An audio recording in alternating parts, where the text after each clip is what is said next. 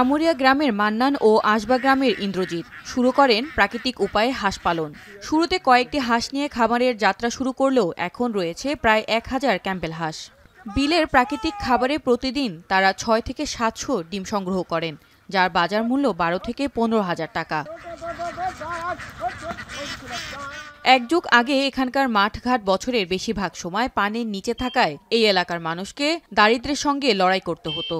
মান্নান ও ইন্দ্রজিতের সফলতা দেখে দারিদ্রতা কাটানোর লক্ষ্যে আশেপাশের আশবা, বড়ুইচারা, আমুরিয়া, হাটবাড়ি সহ 8 থেকে 10টি গ্রামের মানুষের ভাগ্য পরিবর্তন ঘটেছে এই হাঁস পালন করে।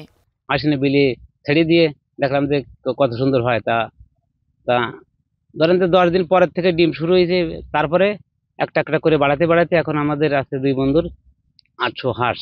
যদি আমরা হাঁসটা আমাদের এলাকায় মাগুরা বা ঝিনাইদহ সমস্ত জায়গায় যদি খামার থাকতো বা হাঁসের বাচ্চা পাওয়া যেত, তাহলে তো আর আমাদের দাম কমে কিনলে আমরা ডিমটাও কমে বেচতে পারতাম। এখন আমাদের অনেক টাকা কিনা পড়ে যায়, এখন তো আমরা ডিমের দাম কমে বেচতে পারি না, বেচতে তো আমাদের কিছু থাকে না। কাকাকে দেখে আমিও চিন্তা করছি যে ভবিষ্যতে আমি একটা ব্যবসা করবো, হাঁসের ব্যবসা।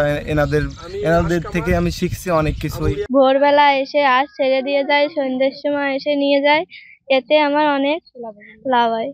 বিলের শামুক, ঝিনুক সহ প্রাকৃতিক খাবারে হাঁস পালন করে লাভ হওয়ায় এলাকার আশেপাশের গ্রামের প্রায় প্রতিটি বাড়িতেই এখন হাঁসের খামার গড়ে উঠেছে। ভোরে গ্রামের মহিলারা ও শিশুরা হাঁস নিয়ে বিলে যান আর সন্ধ্যায় তাদের ফিরিয়ে আনেন।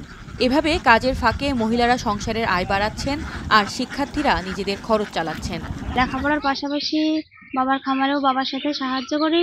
এই বুলবিল থেকে মাগুরা নিয়ে ডিম বেচি, চাহিদাও ভালো এবং টাকাও ভালো। তবে এই সাফল্যের বিপরীতে জেলার একমাত্র আঞ্চলিক হাঁস প্রজনন খামারের অবস্থা খুবই করুণ।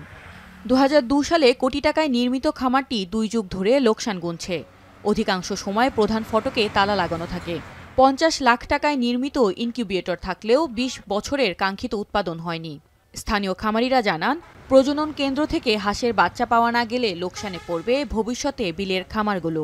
যে ডিমটা, সে ডিমটা তো অরিজিনাল ডিম, তাতে বাচ্চারা খাচ্ছে, নিজেরাও খাচ্ছি, খাইয়ে তো পুষ্টি দিকতে ভালো হয়ে আসছে।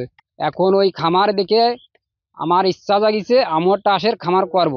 আর মনে আবার খামার দেখে আরো 4-5টা খামার অলরেডি এই গ্রামে হয়ে গেছে। প্রজনন কেন্দ্রের জটিলতা দূর করতে এবং হাঁসের খামারিদের সহযোগিতা নিশ্চিত করতে কাজ করা হচ্ছে বলে জানান প্রাণী সম্পদ বিভাগের এই কর্মকর্তা। তারা যে 8 মাস হাঁস পালন করে, বাকি 4 মাস তাদেরকে ওই ধরনের কাজ থাকে না। তবে যেহেতু তারা আমাদের প্রশিক্ষণ প্রাপ্ত, তারা বিভিন্ন ব্যাংকের সাথে যোগাযোগ করলে আমরা তাদেরকে লোন দেওয়ার জন্য অফিস থেকে একটা সুপারিশনামা দিয়ে দেব। জেলা প্রাণী সম্পদ অফিসের তথ্য অনুযায়ী মাগুরায় 50টিরও বেশি হাঁসের খামারে প্রায় 40 থেকে 50 হাজার হাঁস পালন করা হয়। প্রতিদিন হাঁসের ডিম বিক্রি করে আসে 4 থেকে 5 লাখ টাকা। এখন মাগুরা।